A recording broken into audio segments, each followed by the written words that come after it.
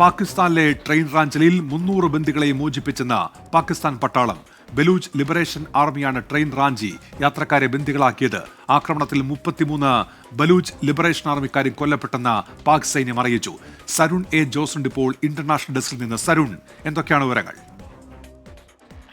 ഉന്മേഷ്, പാകിസ്ഥാനെ മുൾമുനയിലാക്കിയ ട്രെയിൻ റാഞ്ചലിന് 30-35 മണിക്കൂർ പിന്നിടുമ്പോഴാണ് പാകിസ്ഥാന്റെ ഭാഗത്ത് നിന്ന് ഒരു ഔദ്യോഗിക പ്രതികരണം വരുന്നത്. പാക് പ്രസിഡന്റ് ആസിഫ് അലി സർദാരിയും പാക് സേനയുടെ വക്താവ് അഹമ്മദ് ഷെരീഫ് ചൌധരിയുമാണ് ഇക്കാര്യം ഇപ്പോൾ സ്ഥിരീകരിച്ചിട്ടുള്ളത്. ഈ രക്ഷാദൌത്യം പൂർത്തിയാക്കി ബന്ദികളെ മോചിപ്പിച്ചു എന്നാണ് പാക് സർക്കാരിന്റെ ഭാഗത്തുനിന്നും പാക് സൈന്യത്തിന്റെ ഭാഗത്തുനിന്നും ഔദ്യോഗിക സ്ഥിരീകരണം ഉണ്ടാകുന്നത്.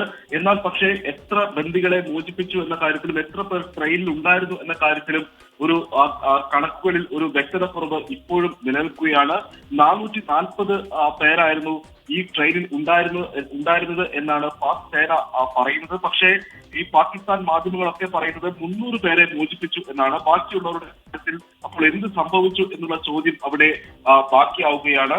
ഈ 440 യാത്രക്കാരായിരുന്നു ഈ ട്രെയിനിൽ ഉണ്ടായിരുന്നത് എന്നാണ് ഈ പാക് സേന ഇപ്പോൾ പറയുന്നത്. ഈ ട്രെയിനിൽ ഇന്ന് നടത്തിയ ഓപ്പറേഷനിലാണ് ഈ ബന്ദികളെ മുഴുവൻ മോചിപ്പിച്ചത് എന്നാണ് പാക് സേന വ്യക്തമാക്കുന്നത്. ഈ ഓപ്പറേഷനിൽ 33 ബലൂചിസ്ഥാൻ ലിബറേഷൻ ആർമിയുടെ 33 പേർ ഇന്നത്തെ ആക്രമണത്തിൽ കൊല്ലപ്പെട്ടു എന്നാണ് പാക് സേന സ്ഥിരീകരിക്കുന്നത്.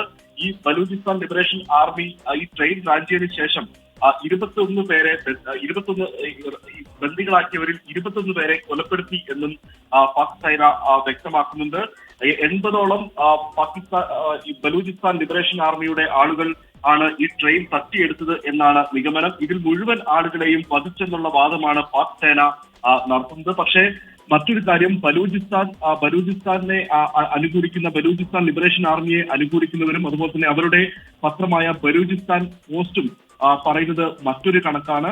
ഈ ബന്ദികളാക്കിയവരിൽ 100 പേരെ ഇതിനകം കൊലപ്പെടുത്തിയെന്നാണ് ഈ ബലൂചിസ്ഥാൻ ലിബറേഷൻ ആർമിയുടെ അവകാശവാദം. ശേഷിക്കുന്ന ബന്ദികളിൽ 180ഓളം പേർ ഇപ്പോഴും ബന്ദികളായി തുടരുന്നു.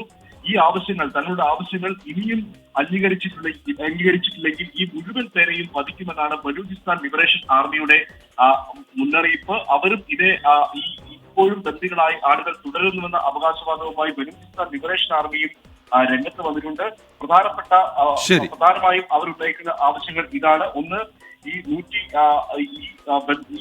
ബന്ദികളെ മോചിപ്പിക്കുന്നതിന് ബലൂചിസ്ഥാൻ ലിബറേഷൻ ആർമിയുടെ പ്രവർത്തകരെ, പാക് സേന തടവിലിട്ട പ്രവർത്തകരെ മോചിപ്പിക്കണം. അതുപോലെ തന്നെ ചൈനയുടെ ബലൂചിസ്ഥാനിലെ സംരംഭങ്ങൾ ഒഴിവാക്കണം തുടങ്ങിയ ആവശ്യങ്ങളാണ് മുന്നോട്ട് വെച്ചിരിക്കുന്നത്.